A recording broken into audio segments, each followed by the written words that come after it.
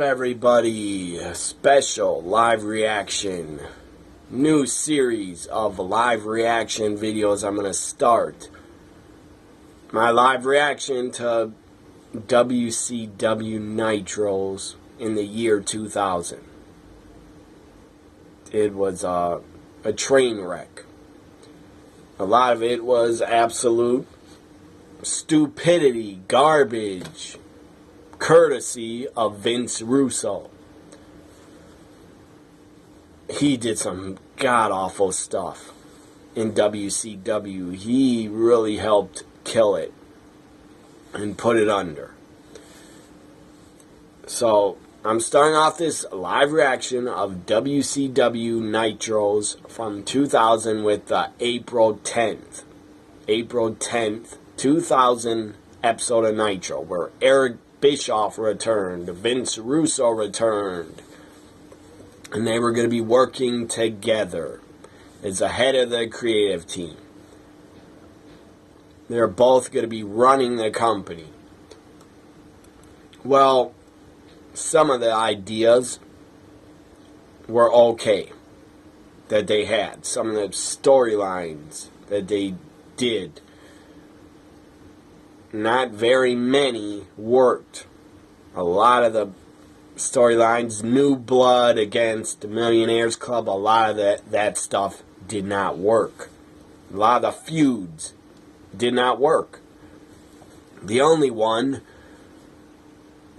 stuff that was entertaining was Sting and Vampiro. They had a feud.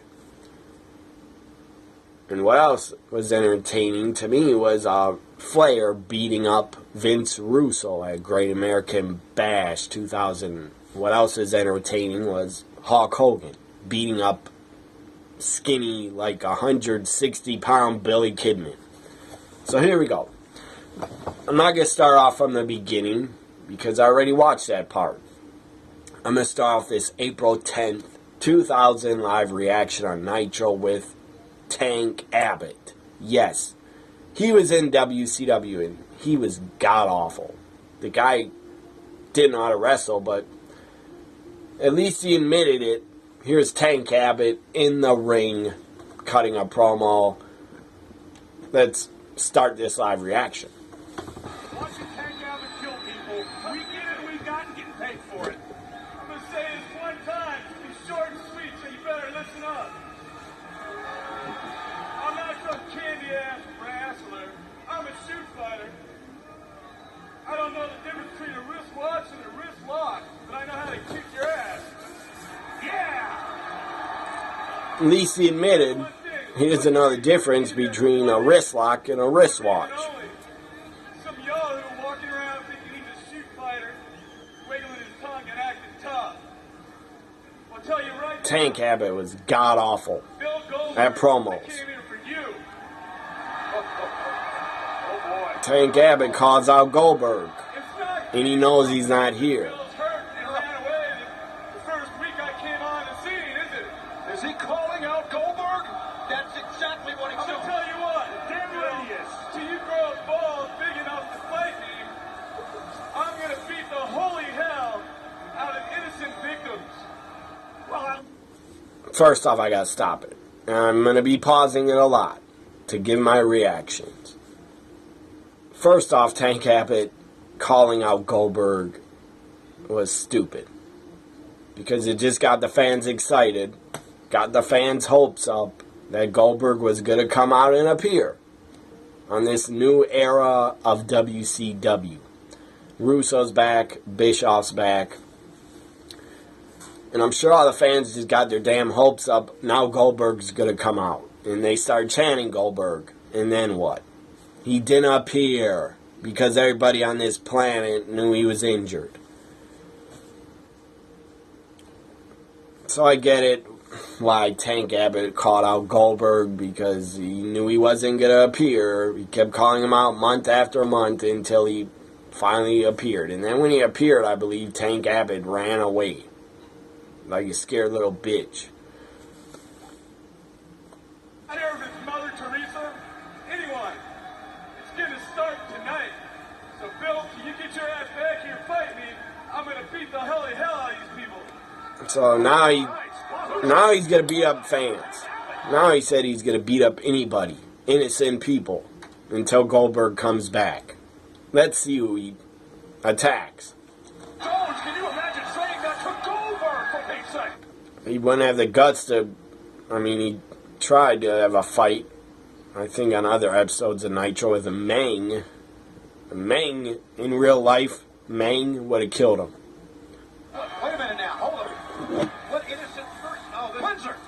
Is it Windsor? Come on, get a guy. How about the guy in the baseball So cap? Tank Abbott, Come on, don't encourage that, Mark. He's good. He's not going to reach to it. staring at the announce table. Please beat up Mark Madden. Beat the fuck out of Mark Madden. A fat tub of shit. Mark Madden. Yes! Beating up Mark Madden. Flips him over the announce table. Mark Madden trying to get away. Oh, he ripped his shirt off. Put his shirt back on. The guy looks like a beached whale. Oh, beating up Mark. Punt. Throws him in the ring. Mark Madden just looks like a big fat bastard tub of shit. The guy has not one athletic bone in his body. Not saying I do, but if Tank Abbott came after me, I could get away and run. Mark Madden couldn't even get away. Guy was useless. Mark Madden sucked in WCW. And I'm glad he's getting beat up right now. This is a good thing. This was actually one of the good things that happened on this April 10th, 2000 episode of Nitro. Mark Madden getting the shit beat out of him by Tank Abbott. Should we get in there? This is absurd and disgusting all in one. Got it. Oh, my God. Mark Madden just paintbrushed you, knocked off the headset, and it beat men to a pulp. It's not an athlete, come on. You know what all this is about, Bruce? I got to wrestle tonight. The chosen one has to do it. Had no idea, my side me. Who labeled you the chosen one? After everything we've been through, you don't trust me? What do I look like, J.J. Dillon to you? Bruce, it's better to be good. It's better to be damn. So my thoughts, Vince Russo, Jeff Jarrett were just talking. Because earlier, Russo ran into Kurt Hennig and he says, I was with you before, and Kurt Hennig says, how about giving me an opportunity tonight? And Vince Russo was probably scared of Kurt Hennig, so he says, if you beat Jeff Jarrett, you get a world title shot at Spring Stampede, a pay-per-view which is in a week from this episode, 6 days away. So then, anyways, Russo, Jarrett, they were best friends for a while. Now they aren't. 2018, they don't talk to each other. And I will say, at least Jeff Jarrett, at least he knew something about wrestling and something about the wrestling business. He actually knew how to run a company. He didn't run it with that many financial backers because Dixie Carter had to come in and basically save his company and take over. But all I'm trying to say is Jeff Jarrett knows way more how to run a company and knows way more about the wrestling business. Vince Russo doesn't know jack shit. So now Billy Kidman coming into the building with Tori Wilson and he looks pissed.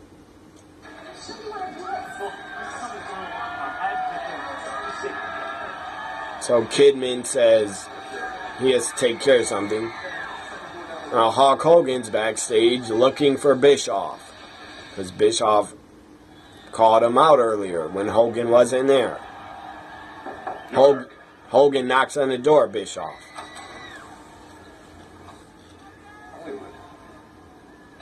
I'm stirring it up again. Sting and Sid say, this time you're doing the end around on me. Would you know better than that, man? I learned from you. I learned from the best. Don't believe what these guys are telling you. You know the deal. You know, this is an ongoing saga. I mean, somewhere this has to stop. You need to straighten this out now that you're back. Settle down, brother. Settle down. Come on inside. This is for you and me. This is for everybody else. Come on inside. Here's the deal. Here's the deal. Boy, what is Eric Bischoff up to?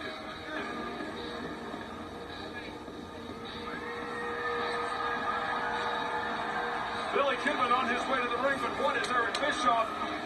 That flies in the face of everything we saw earlier on, Tony. This kindred, this brotherhood between Bischoff and Russo. What's he doing with Hogan? And after what he said about Hogan, So Bischoff just lied. Is gonna lie to Hogan. And probably turn on him. yeah, we know Bischoff. There's a little bit more that meets the eye to that. But what? I know a lot of this stuff, some of the stuff that happened in this episode, but at the time, April 10th, 2000, and the rest of the year 2000, I watched Raw over Nitro. I didn't even turn the channel to Nitro because I was disgusted by WCW in 2000. Even though I still tried to support them, and I did order, I believe, 3 other pay-per-views.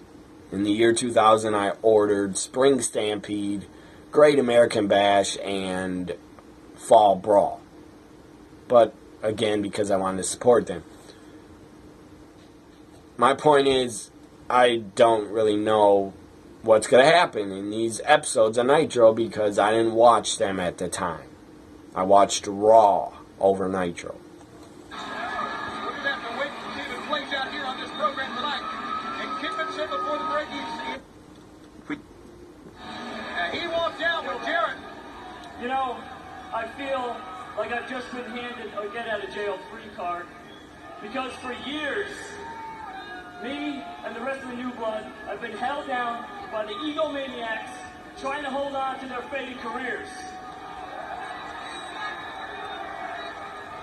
I've been used and abused and told to keep my mouth shut. Well, tonight is my night. I gotta say something. First off, Kidman, I'm sure he's just told to say this stuff. You were not held down. You were a good cruiserweight champion, and you were a good mid-card wrestler. You were never going to be in the main event. In 97, 98, 99, you were not a main eventer ever in your career. I don't know whose idea it was to put Kidman against Hogan in a feud, but that was a god-awful idea. God-awful idea. And I get it. They wanted a young guy to take on Hogan and get Hogan to put over a young guy from the New Blood. But Kidman looked like he's 150 pounds. The guy did not look like he could beat up Hulk Hogan. Or even challenge him. Or even give him a good match. Or not a good match, but he didn't look like he could ever defeat somebody like Hulk Hogan. And in 2000, Hogan was like, let's see, 18 years ago, Hogan was like 40-something. In his 40s. And Hogan in his 40s could still kick Kidman's ass, in my opinion. Here we go with Kidman's promo. Man I want to address is the biggest egomaniac of them all, Hulk Hogan. Another thing. Whoever came up with this, if it was Russo, to put over Kidman, over Hogan, ridiculous and stupid as hell. It's not believable. That's right, Hulk. For weeks you've been bad now. Not freaking believable that Kidman could defeat Hogan. Please. You've been saying, you've been talking, and you have. But I have 2 things, Hulk, that you can't take away from me, and 2 things that you will never have. And that's heart and talent. Whoa! And Hulk Hogan, Oh my God! we all know the only way to get that grotesque orange you have is to be in the spotlight for way too long. Checkmate. And you say that Billy Kidman can't draw flies. Well, maybe you're right. But who would know better about drawing flies than a pile of shit like you? Good night. Well, I hope Hogan doesn't hear this. I hope he does. So, Hulk, that leaves only one thing that I've waited a long time to do. I'm calling your ass out. Come on, Hulk. There he is. Come on, bring the red and yellow, hero. Come on, Hulk. It's time to see if your balls are as big as your bald spot. Oh, my God. He didn't get the memo. Come on, Hulk. And there goes Hulk. You talk about me when I'm not around. Well, here I am. He's calling him out. See you in this ring now. Come on. He's calling him out for a fight. I don't got a problem with a younger guy Where are you, Hulk? Are you scared? You say I'm not a threat, but you won't come and face me in the ring. coming up with a storyline or idea to put over a younger guy over Hogan. But Billy Kidman, the guy, he's like 150 pounds, 160 maybe. The guy was not the right guy to have go over Hogan. I mean, their styles did not work together. Flea market independent shows that Kidman had seen and heard enough. He called out the icon. So here comes Hogan in his street clothes, ready to fight. I hope he kicks Kidman's ass. Really brought his attitude, and many people thought it brought his work rate even down. His reaction to this. So now And Kidman was the wrong guy to pick to have a feud with Hogan. has done the unthinkable, and he's called Hulk Hogan out. He's come out in his street clothes. Nothing against Kidman. Kidman, the guy, was a great wrestler, but the guy's a mid-carder, cruiserweight. Kidman, the guy had a good run in WWE. He had a good run as cruiserweight champion in WCW. Again, whose ever idea it was to put Kidman in a feud with Hogan, you were dumb as hell. And Hulk Hogan's in the ring with Billy Kidman. And this feud would go on from April until Great American Bash. It went on way too long. Who in the hell do you think you are, Kidman? Kidman, I've been sitting in the back, and this isn't the first night I've listened to your crowd. I've been watching you the last couple months. I've been hearing you crying, when am I going to get the break? When am I going to get the push? Well, you're the kind of punk that gives the young guys in this business a bad name, Kidman. Hey, you got something to say? Is that so? You had a good run, Hulk, but your run is over. Yeah, in 2000 his run was over. Please. The guy would return to WWE. 2002, had a great run. If you were in the same game as me, you might understand what this business is all about. But you're so damn pee-whipped in love with that girl you... No! No. Hogan says, Kidman, you're too pussy whipped. In love with Tori. Kidman stomping Hogan. These are episodes of Nitro. 2000 was not good times in WCW, but watching these episodes, live reaction, it's pretty damn fun. Because I can still appreciate, as Hogan attacks Kidman, I can still appreciate that WCW was the competition. And they had a pretty good roster in 2000. They had a ton of legends still. They had Hogan, Sting, Sid, Flair, DDP, Kevin Nash. A lot of good guys on the roster. It's just the storyline sucked. And the product was not that good. And why haven't I haven't watched any episodes of Nitro from 2000 except for right now.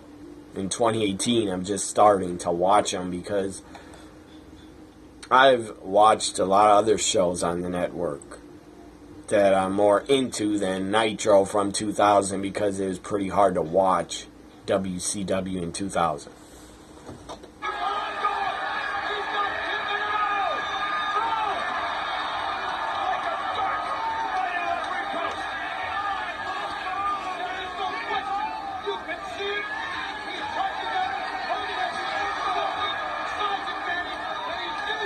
Hogan destroying Kidman. Throws him into the barricade. Had him up on his shoulder. Rammed him into the ring post. Kidman getting destroyed. And the guy looks like a little kid next to Hogan. So it wasn't believable. Kick my ass! Get your ass up, you piece of... Oh, this is awesome.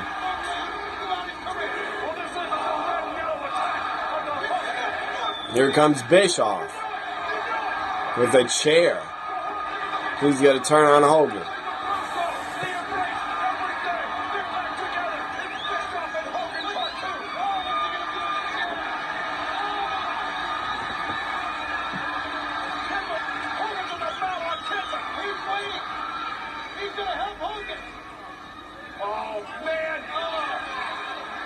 Bischoff telling Hogan to pick up Kidman. Bischoff's gonna hit Hogan. He's behind him with the chair. Cracks Hogan. Bischoff cracks Hogan in the head with the chair.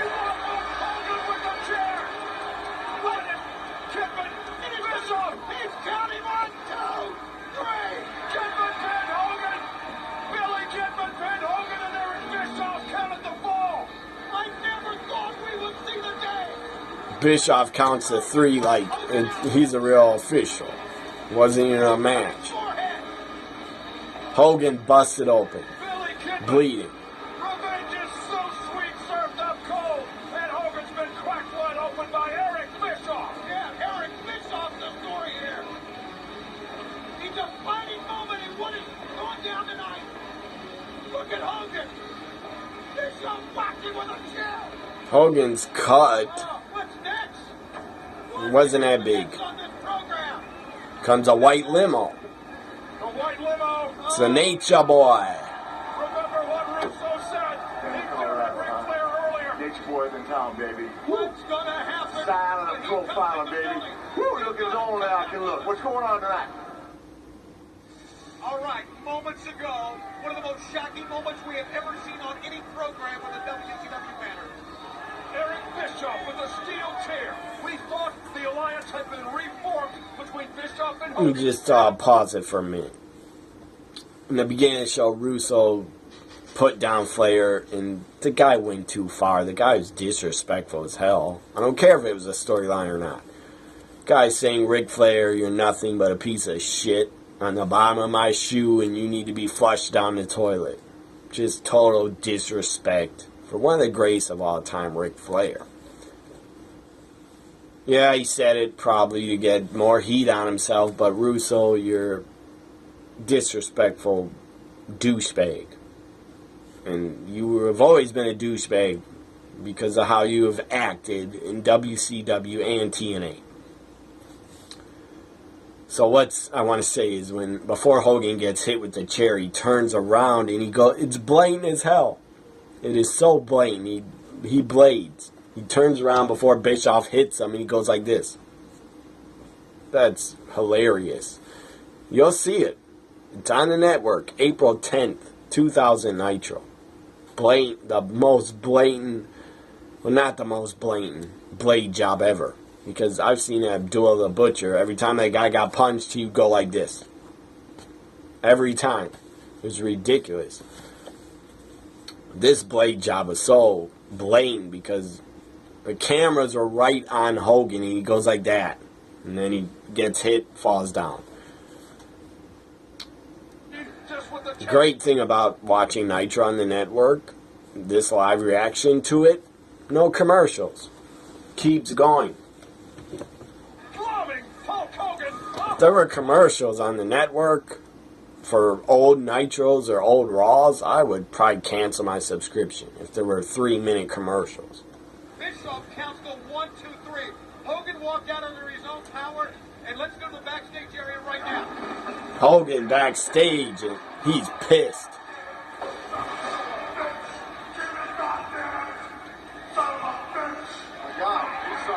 He's losing. I don't know how long we're going to stay with this. What's going to happen? Oh, he wants Bischoff. No! What is going? Oh, he is on a rampage calling for Kidman, calling for Bischoff. Oh, what's going to happen when he gets hold of Eric? Now Ric Flair backstage watching a monitor of what happened earlier with Bischoff and Russo's talking down to the legends. What about that? And Singer! What, no Hollywood premiere tonight?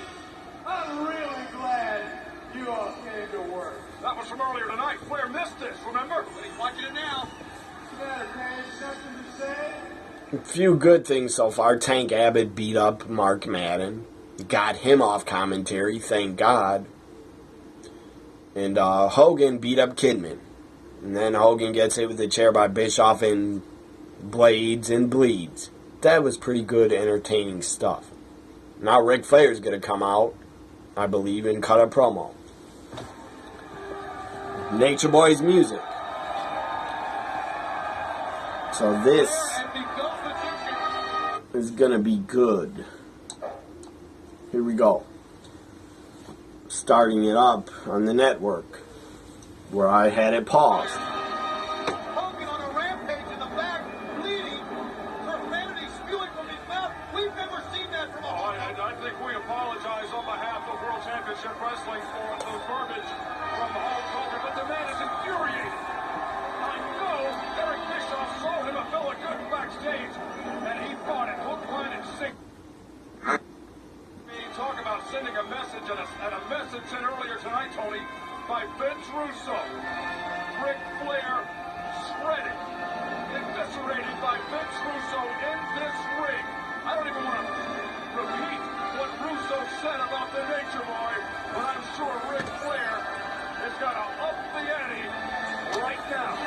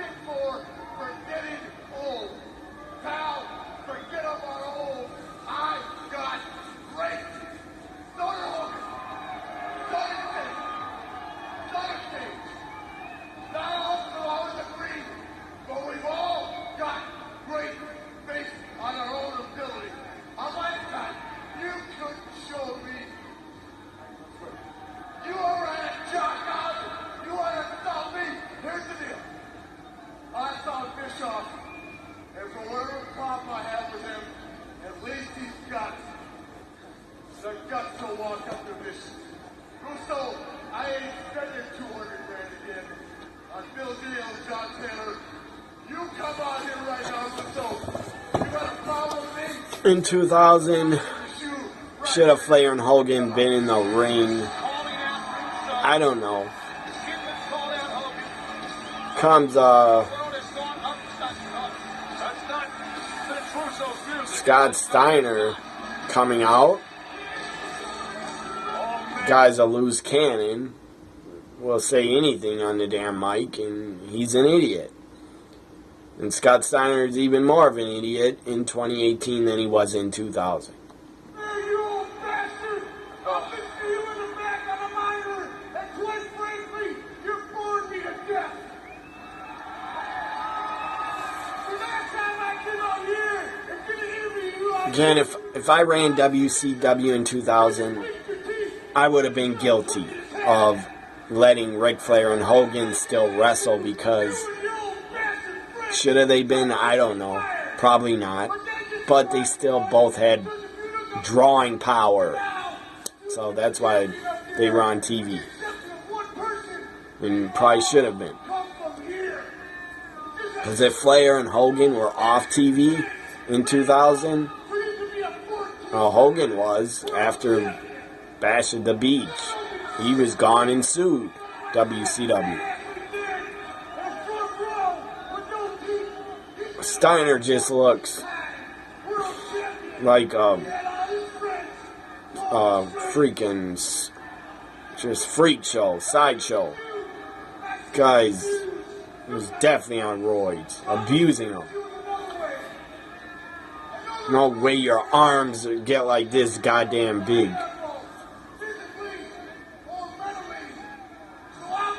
His biceps are probably bigger than my head.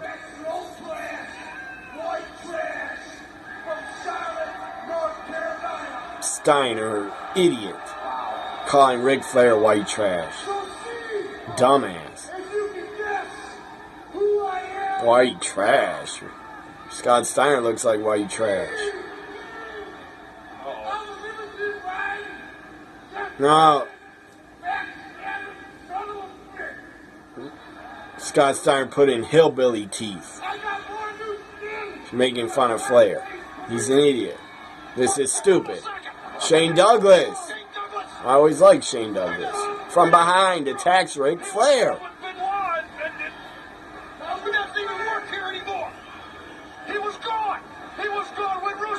Shane Douglas attacks Ric Flair and knocked him out.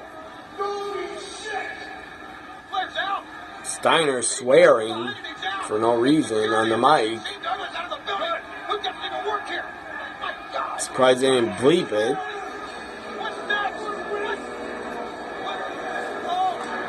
So they claim Shane Douglas did not work there. He was supposed to leave. That's actually true. He's supposed to go to WWF with Bret Hart in the crowd. Looks like Bret Hart.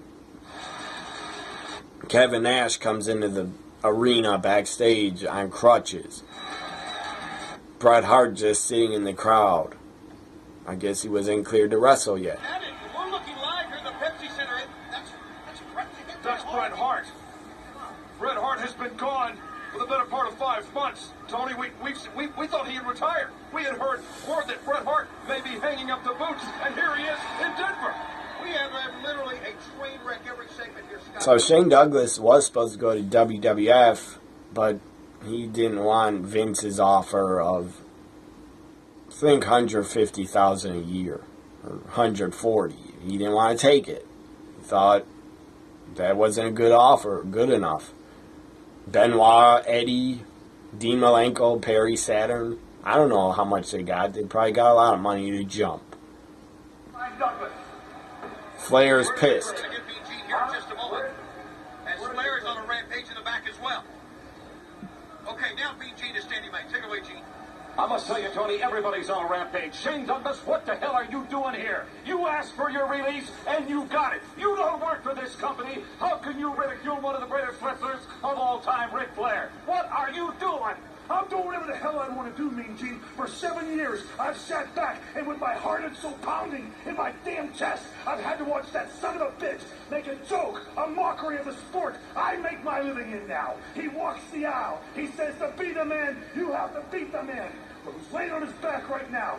You have been franchised, Nature Boy. It's the beginning of a long, long road, my friend. I've faked your stinking guts. I've hated you from day one. And now there's nothing stopping me. I heard Vince Russo say, it's an open forum.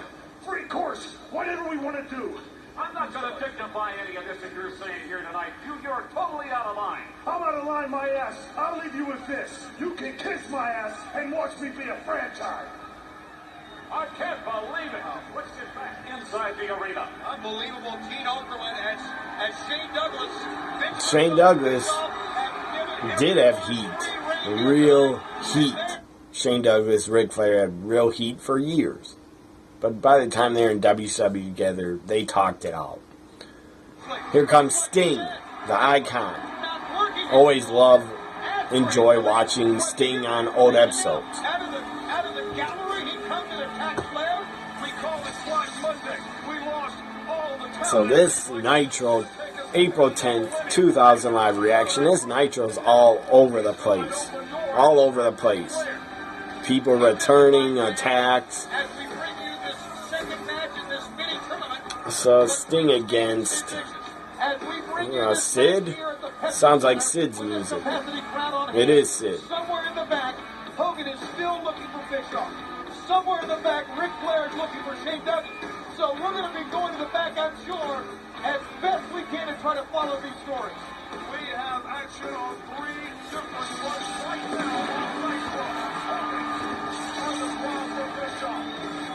I always like Sid.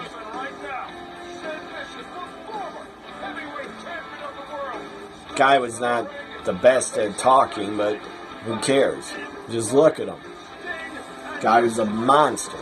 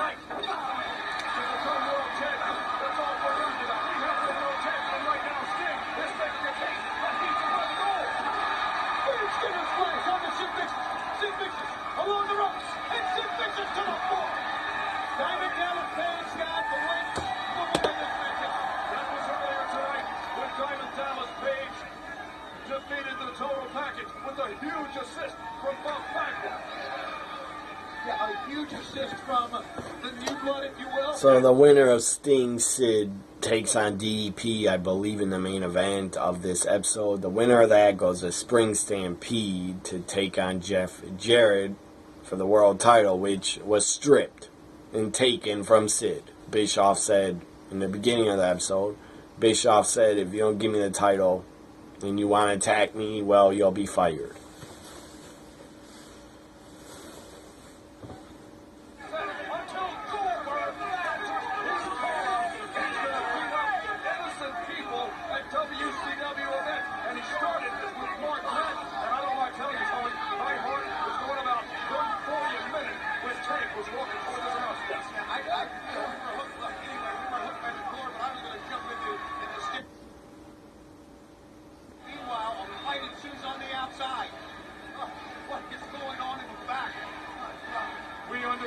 Hogan is still on the prowl for Eric Bischoff. The backstage area is in shambles. There's like a bus wreck back there.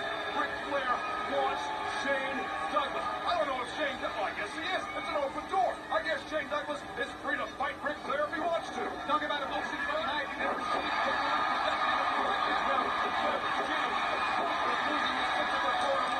Shane Douglas, I don't blame him. Trying to smash that time when Sid got the beat up. Who will go on to Spring Stampede this Sunday? The pay-per-view for the United States with a competitive crowd expected. With a pay-per-view on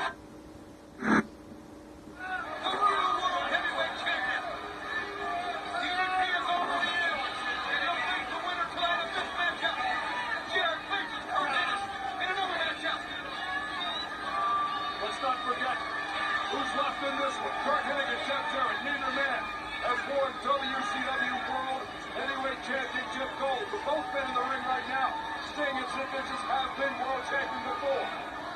Yeah, but I can go down if you know Russo's involved. I mean, obviously, Hennig was in the favor of Russo one time, and well, we know that Jeff Jarrett is the chosen one. Meanwhile, So I'm going to stop this live reaction, and I will do a part 2 of the April 10th, 2000 WCW Nitro. I will be shooting a part 2. I'm just going to stop it right now because I got to do some other live reactions for Impact Wrestling tonight.